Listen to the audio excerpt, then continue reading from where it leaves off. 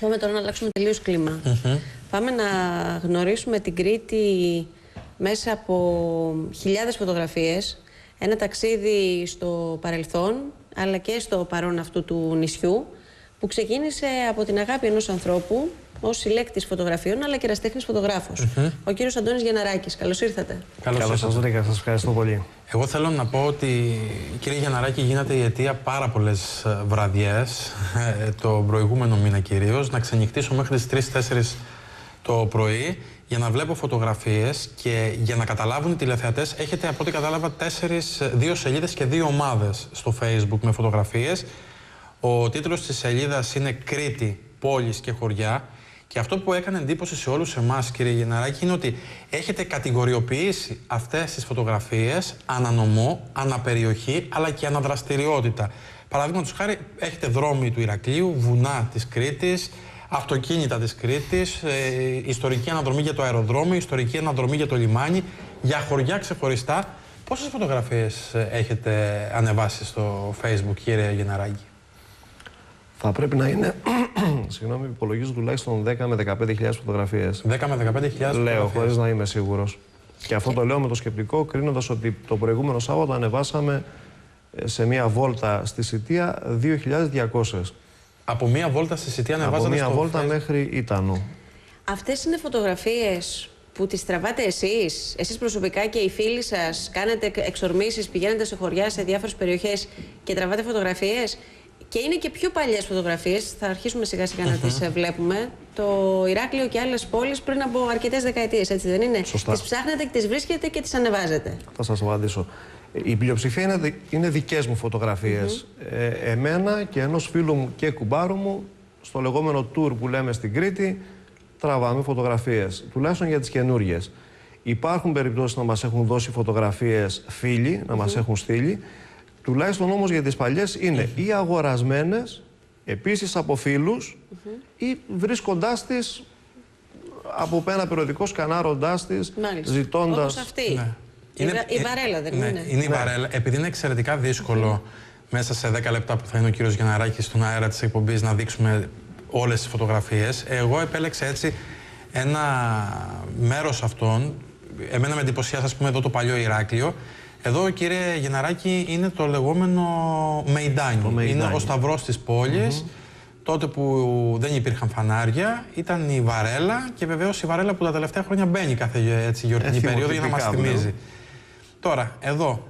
Η κεντρική αγορά του Ηρακλείου. Κεντρική αγορά του Ηρακλείου που δεν έχει αλλάξει και πολύ μέχρι σήμερα. Στη συγκεκριμένη φωτογραφία, επειδή είναι λίγο θαμπή, είναι από ένα βίντεο ενός Γερμανού. Είναι γερμανικό το ντοκιμαντέρ, το 1967. Και ό,τι μπορέσαμε να αποτυπώσουμε σαν φωτογραφία, σαν πλάνο. Τώρα, εδώ, κύριε Γιανναράκη, αν δεν κάνω λάθος, πρέπει να είναι η οδός Αβέροφ, εκεί που είναι τα γραφεία της Νομαρχιακής Επιτροπής του ΠΑΣΟΚ σήμερα. Σωστά. Δεν ξέρω αν το βάλατε συνειρμικά αυτή τη φωτογραφία. Περίπου από πότε? Υπάρχει μια φωτογραφία συγκριτικά. Από πότε είναι αυτή? Κρίνω από τη Βέσπα, εκεί η Βέσπα πρέπει να είναι. 1967. Εδώ είναι η πλατεία των Λιονταριών, τότε που δεν είχε πεζοδρομηθεί. Πραγματικά το Ηράκλειο... Και που δεν είχε και αυτοκίνητα. Χωρίς αυτοκίνητα. Εντυπωσιακή φωτογραφία. Και εδώ μια φωτογραφία που εγώ όταν την είδα για πρώτη φορά, φαντάζομαι και εσύ, Ρένα, θα εντυπωσιαστείς, είναι τα μπάνια του ηρακλειώτικου πληθυσμού. Στον Κούλε. Στο λιμάνι του Ηρακλείου, στο λιμενοβραχίανα. Πριν αυτός επεκταθεί, κύριε Γιανναράκη. Ναι, σωστά. Θυμάμαι τον συγχωρεμένο τον πατέρα μου, ο οποίος μου έλεγε ότι ερχόμασταν και κάναμε μπάνιο ή κάτω από το μέγαρο του Φυτάκη ή στη συγκεκριμένη φωτογραφία στο Κούλε. Με καθαρά νερά τότε. Μάλιστα. Εδώ τι βλέπουμε? Εδώ είναι η πολιτοφυλακή ή η χωροφυλακή Κρήτης. Δεν ξέρω ακριβώς τώρα. Κρήτης. Ποιο από τα δύο.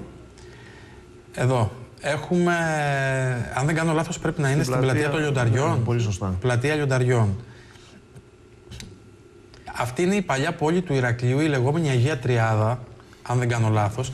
Και κύριε Γιανναράκη, επειδή πρόσφατα είχαμε συζητήσει και με τους κατοίκους από την Αγία Τριάδα, νομίζω ότι αυτή η φωτογραφία δείχνει τη δυναμική αυτής της περιοχής, αν λίγο την προσέξουμε. Ιστορικότατη περιοχή. Ιστορικότατη περιοχή, και δεν έχει να ζηλέψει τίποτα από την παλιά πόλη των Χανίων και του Ρεθύμνου, που σήμερα είναι στολίδι για ολόκληρη την Κρήτη. Δυστυχώς έχουμε πολλές νταμπέλες σαν περιοχές εμείς εδώ στο Ηράκλειο και μία από τις ιστορικότερες περιοχές νιώθουν άσχημα σήμερα να λένε ζω στην Αγία Τριάδα, αλλά νιώθουν άσχημα με βάση τα δεδομένα όπως την έχουμε καταντήσει.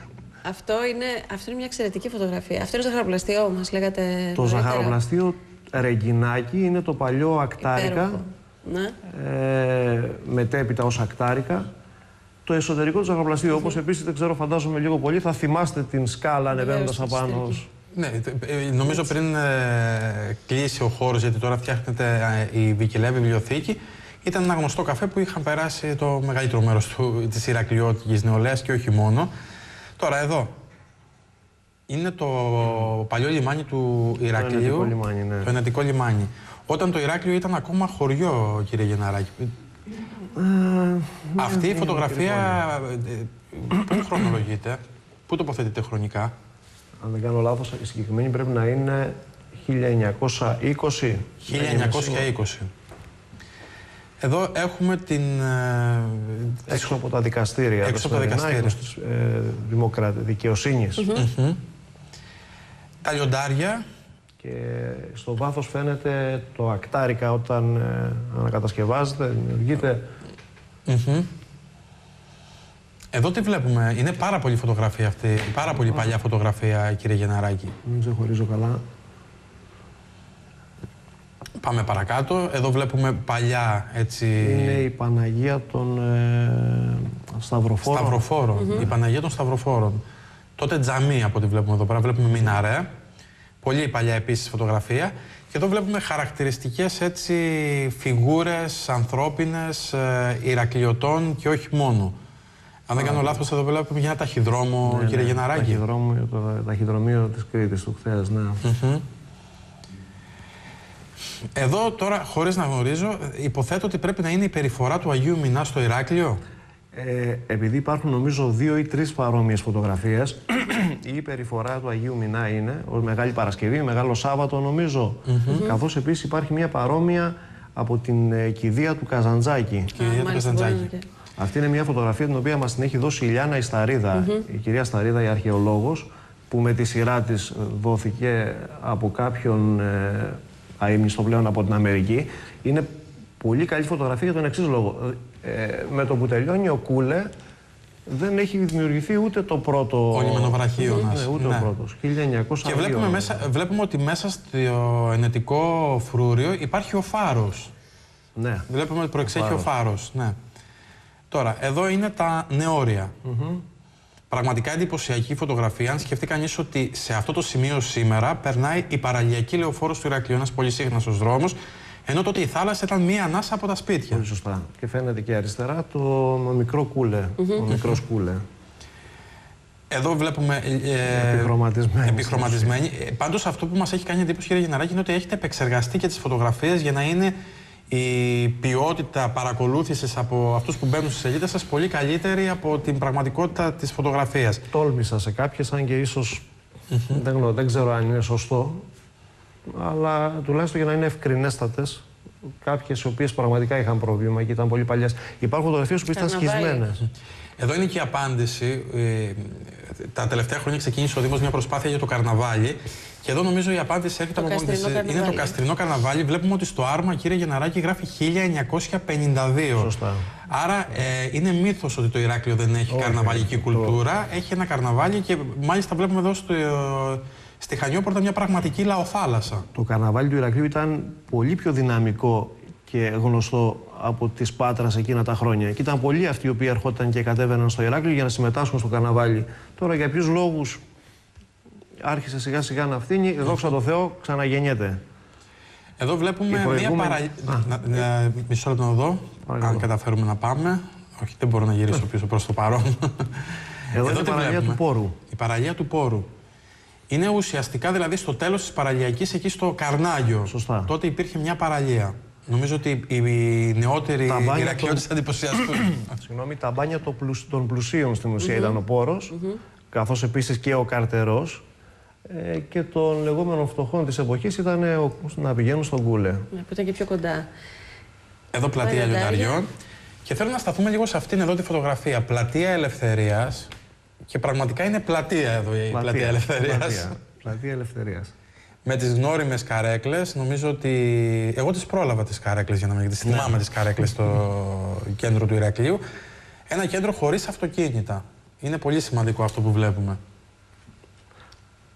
Εδώ είμαστε ακόμα παλιότερα, όταν ήταν πραγματικά κήπος η πλατεία Ελευθερίας, κλειστός, όπως είναι ο δημοτικός κήπος πιθανόν των Χανίων ή του Ερεθύμνου, ο οποίος είναι κλειστός. Εδώ είχε το φράχ του, γύρω-γύρω το τυχείο του μάλλον. Φαίνεται στο βάθος αριστερά που είναι οι επιχωματώσεις του δρόμου του Προμαχώνα για να δημιουργηθεί και το πάρκο του Γεωργιάδη αλλά και ο δρόμος. Βλέπουμε ότι δεν υπάρχει το πάρκο του Γεωργιάδη. Πράγματι, αυτή η φωτογραφία, κύριε Γενναράκη, νομίζω ότι είναι κάτι παραπάνω από συλλεκτική. Δεν έχει χαραχτεί ούτε καν η Λεωφόρος Δημοκρατίας, γιατί δεν υπάρχουν απλά σπίτια. Ουσιαστικά το Ηράκλειο τέλειωνε στην πλατεία Ελευθερίας. Στη συγκεκριμένη φωτογραφία, που πάλι έχει πειραχτεί μέσα εισαγωγικά από τους τότε υπεύθυνους, η πόλη, υπάρχει και αναιρεί τη συγκεκριμένη φωτογραφία μια παλιότερη που έδειχνε ότι για τις ανάγκες του δρόμου χαλάσανε την πύλη του Αγίου Γεωργίου. Εδώ βλέπουμε πάλι από μια άλλη άποψη την πλατεία Ελευθερίας. Το ξενοδοχείο Αστόρια βεβαίως παραμένει αγέροχο στο κέντρο του Ηρακλείου. Εδώ είναι ο Άγιος Τίτος. Ο Άγιος Τίτος. Και θέλω να σχολιάσετε, κύριε Γενναράκη, αυτήν εδώ τη φωτογραφία. Το μέγαρο φυτάκι, το σημερινό μέγαρο, το ξενοδοχείο. Το μέγαρο φυτάκι, το οποίο ήταν χτισμένο δίπλα στη θάλασσα. Και μάλιστα υπάρχουν από κάποιους χορούς αφηγήσεις που έχουν έρθει στα χέρια μας σε κάποια έγγραφα, που λέγανε ότι τρώγαν, πίναν τον καφέ τους και με τις κουρτίνες ανοιχτές βλέπαν τη θάλασσα. Από κάτω οι βάρκες, κάνανε μπάνιο. Βαζώθηκε και αυτό. Αυτή είναι μια φωτογραφία ενός συγχωρεμένου, ας το πούμε έτσι, επιτρέψτε μου τη λέξη, του αείμνηστου παππού ενός φίλου μου, που όταν του την πρόσφερα είχε συγκινηθεί πάρα πολύ. Είναι το κατάστημα του Μπελιμπασάκη τότε με δώρα, αν κάνει να το πούμε. Καφέ Ομόνια γράφει μπροστά δίπλα, από το καφέ. Εδώ είναι μια λίγο πιο πρόσφατη φωτογραφία για την πλατεία Ελευθερίας, τότε που ουσιαστικά χωριζόταν η πλατεία και περνούσαν τα αυτοκίνητα ακριβώς από την καρδιά της πλατείας. Εγώ πάντως θα τολμήσω να πω ότι εδώ μου αρέσει πολύ περισσότερο η πλατεία Ελευθερίας από ότι... Σε οποιαδήποτε μορφή, εκτός από αυτή που υπάρχει σήμερα, νομίζω ότι θα ήταν καλύτερη η πλατεία Ελευθερίας. Εδώ βλέπουμε μια άλλη άποψη της αγοράς. Του Ηρακλείου. Χανιόπορτα. Αυτή η φωτογραφία, κύριε Γενναράκη, πού τοποθετείται χρονικά? 1902-1906, αν δεν κάνω λάθος. Πάντως τα πρώτα αυτοκίνητα είχαν κάνει την εμφάνιση. Ίσως να είναι λίγο μεταγενέστερη. Γιατί βλέπουμε αυτοκίνητα. Ίσως να γράφει τόσες πολλές. Πάντως είναι πάρα πολύ παλιά. Πραγματικά είναι πολύ δύσκολο. Εδώ έχετε μια φωτογραφία που ουσιαστικά έχει αποτυπωθεί η διαδικασία των εργασιών επέκτασης του λιμανιού. Και από ό,τι βλέπω από κάτω, μιλάμε για το 1927.